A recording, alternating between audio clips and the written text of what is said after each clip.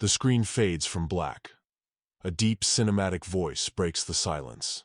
Sometimes the smallest post, the simplest duty, hides the heaviest story.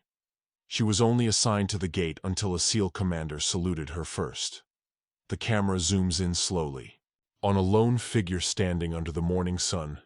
Her uniform crisp, but her eyes distant, shadowed by memories she never spoke of.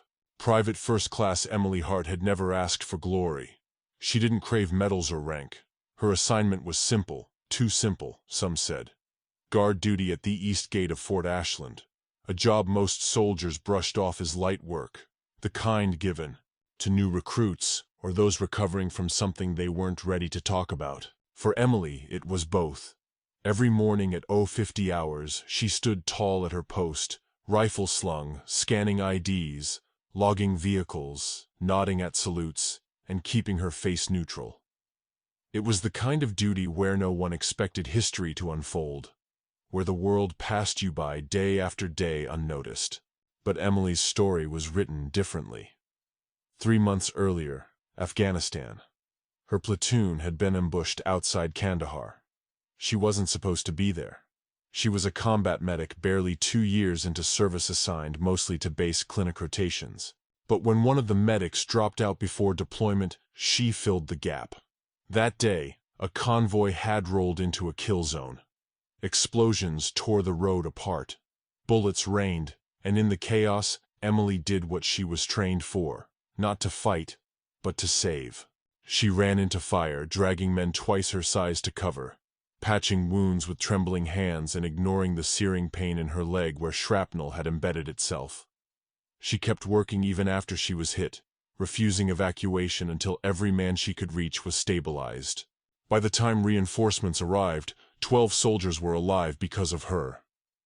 But the Army didn't always tell stories like that.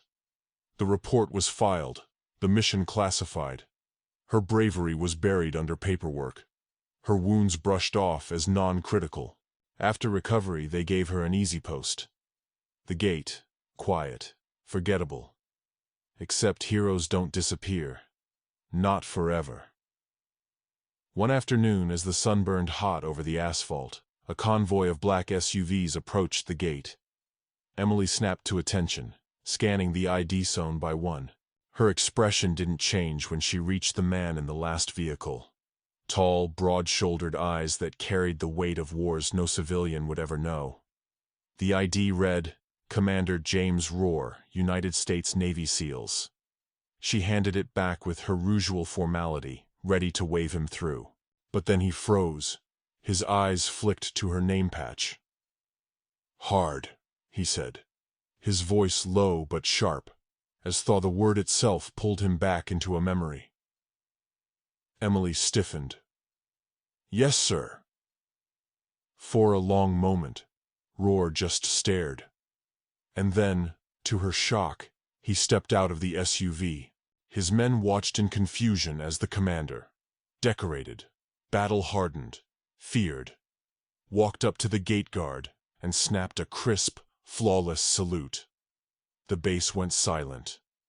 Emily blinked, caught between confusion and disbelief. Sir Rohr's voice carried, steady, but thick with emotion. I owe you my life, Private Hart. 3 months earlier, same ambush. One of the men she dragged from the fire was a Navy SEAL, shot through the chest, bleeding out, gasping for air. She hadn't even known his name. She only knew that if she stopped compressions, he would die. So she didn't stop. She rode with him in the burning Humvee, hands covered in his blood, whispering, "Stay with me, stay with me." That man was Commander James Rohr. He had been too weak to remember her face clearly, too fogged with pain to recall the moment. Until now, until the quiet soldier at the gate reminded him with nothing more than a name patch. The other SEALs straightened, eyes darting between their commander and the gate guard they had ignored seconds earlier. Respect shifted like a tide. Emily's throat tightened. She shook her head slightly. Sir, I was just doing my job. But Rohr didn't lower his salute. No, you went beyond your job. You ran through hell when others would have stayed down. You carried me out when I couldn't move. That's not a job. That's courage." His words carried across the gate, drawing stares from soldiers and civilians alike. And for the first time in months, Emily felt the weight of what she had done. Not buried in classified reports, not dismissed as routine duty, but recognized. The news spread through the base like wildfire. By evening, everyone knew the gate guard wasn't just a gate guard. She was the medic who had saved a SEAL commander's life. Officers who had walked past her without a glance now nodded respectfully. Soldiers stood straighter when they passed, and in the quiet of her barracks, Emily finally let the tears fall. Not because she wanted recognition, but because for the first time someone had seen her, truly seen her. Days later, Roar returned. This time, not with an entourage, but alone. He found her at the gate as always, standing watch. "I put in our commendation," he said simply. She frowned. "For what, sir?" "For the Silver Star. For valor under fire." Emily's heart stopped. "Sir, that's overdue." Roar cut in. "You're not invisible, Hart. Not anymore." The video slows, images flashing. The dusty road in Kandahar. Her blood-streaked hands pressing on a wound.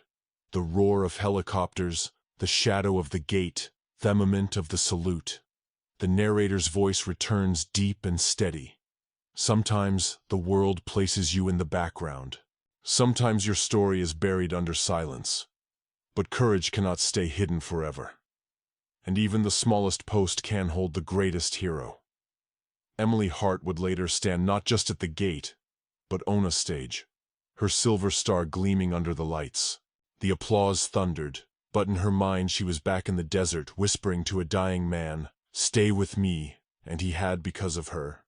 The music swells, the screen fades to black.